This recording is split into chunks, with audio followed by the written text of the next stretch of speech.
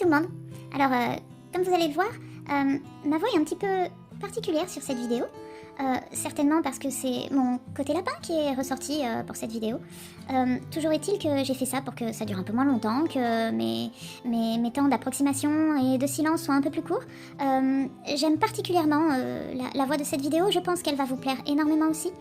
Et voilà, donc c'est Mister Lapin Blanc qui va vous montrer un petit peu le matériel qu'il utilise pour faire ce type de réalisation. A tout de suite. Bonjour à tous.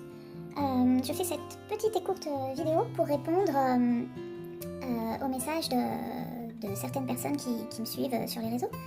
Et comme actuellement je me suis lancée sur une série au crayon, confinement oblige, je commençais à manquer de matériel de peinture et du coup je me suis lancée dans le travail au crayon avec ce que j'avais en fait dans mes tiroirs.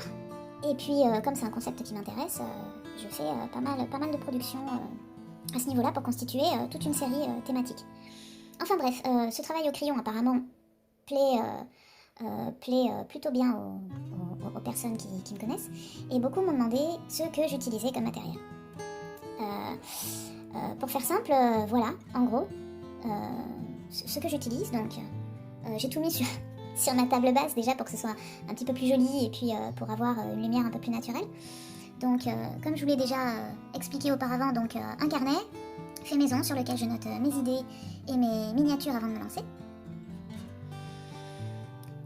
J'utilise un réceptacle et bien sûr un bon aiguise-crayon, une gomme mie de pain qui me permet d'effacer en supprimant un peu le croquis préalable mais en le laissant visible. Donc la gomme mie de pain, ça permet un effacement partiel.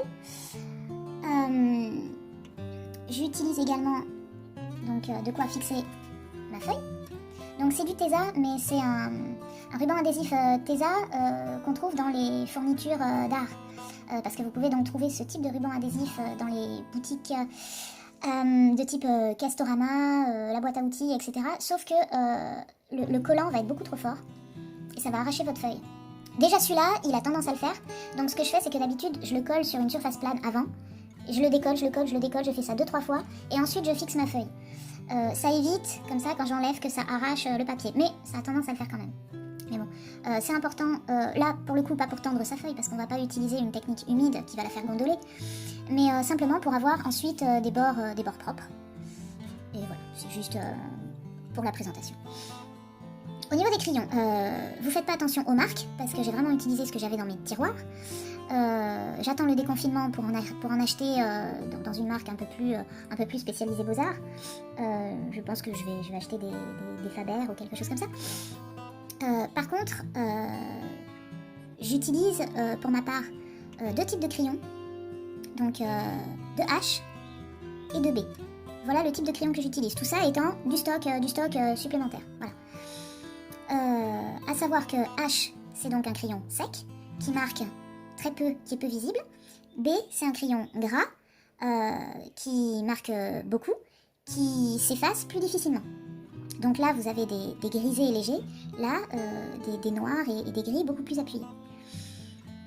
Lorsque mon crayon est trop petit, donc j'aime bien utiliser ce type de rallonge en bois, donc qu'on trouve aussi dans les boutiques d'art ou qu'on peut commander sur Amazon.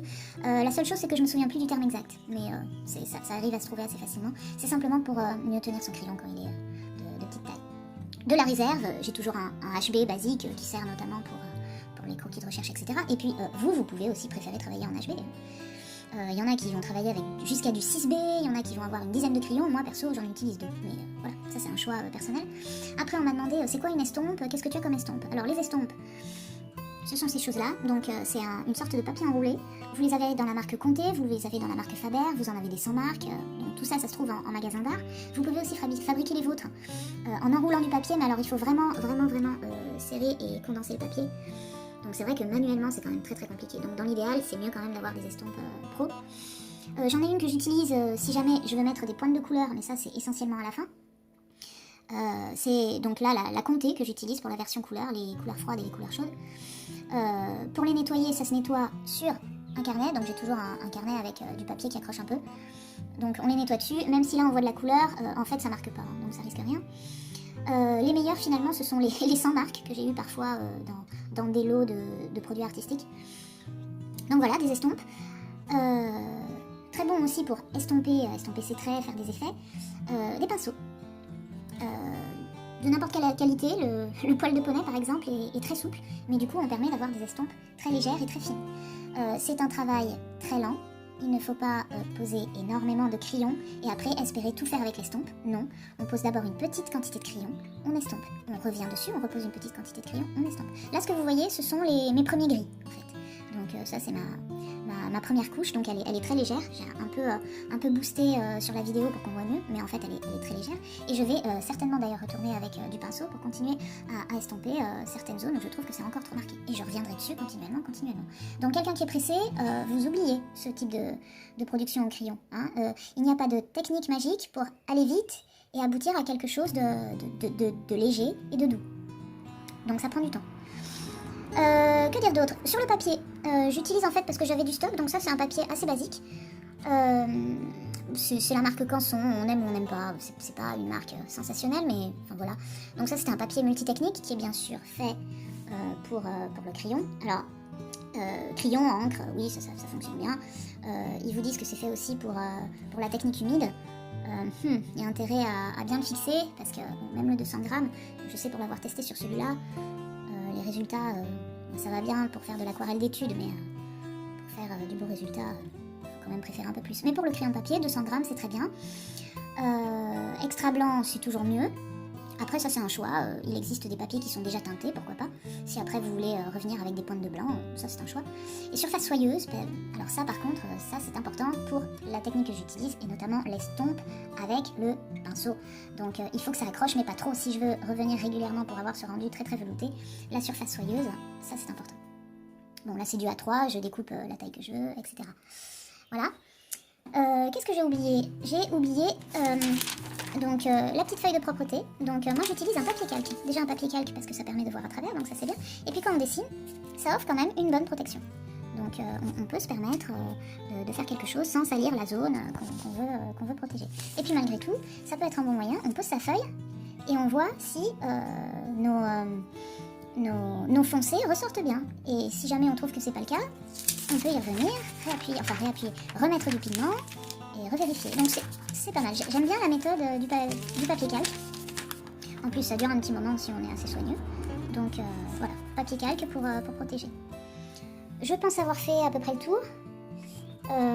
Donc en fait, ça ne nécessite pas beaucoup de matériel. Ça ne nécessite pas du matériel coûteux. Par contre, ça va nécessiter du temps. Et une bonne maîtrise dans la lumière, les ombres et la compréhension en 3 dimensions d'un modèle, d'un sujet. Voilà. Donc voilà au niveau du matériel. J'espère que ça vous sera utile, que ça en débloquera certains, que ça en rassurera d'autres. Une petite chose également, une fois terminé, j'aime bien fixer. Pour ma part, j'utilise du fixatif. Donc certains vous diront qu'il y a toujours la technique de la laque à cheveux. Personnellement, je n'utilise pas de laque à cheveux. J'utilise du fixatif, donc c'est quelque chose qui est fait exprès pour fixer. Si jamais vous ne fixez pas votre dessin, il vous faut faire en sorte que votre dessin par la suite ne frotte pas dans ce qui va le contenir. Voilà, donc moi j'utilise un fixatif et ensuite j'ai des petites pochettes très fines en plastique qui sont faites normalement pour les professionnels, donc qui vendent des dessins, des cartes, etc. Donc vous, simple pochette plastique, vous pouvez aussi, à condition donc de ne pas trop manipuler quand même votre dessin. Le fixatif que j'utilise, alors il y a plusieurs sortes et plusieurs marques. Je vais vous montrer ça. Moi le mien, je l'ai acheté par lot, comme ça j'étais tranquille. D'habitude j'utilise un fixatif pour pastel et fusain. Voilà, bon, j'utilise celui-là. Il y a celui-là, il y en a un de la marque d'Albe aussi qui est très bien. Niveau prix, je pensais qu'il y aurait une étiquette, mais il n'y en a pas. Niveau prix, ça dure quand même longtemps, hein, parce qu'il n'y a pas non plus besoin d'en passer beaucoup, donc vous faites ça dans un endroit aéré. Ça protège, c'est pas magique non plus, hein, il faut éviter après de faire frotter sans arrêt votre dessin sur un support, mais ça permet de bien protéger. Voilà, donc j'espère que ça vous aura été utile. Et de toute façon, ça ne sert qu'à ça. Et puis, n'hésitez pas si vous voulez vous lancer. Vous n'avez besoin que d'une seule chose, c'est de la patience. Voilà, à bientôt!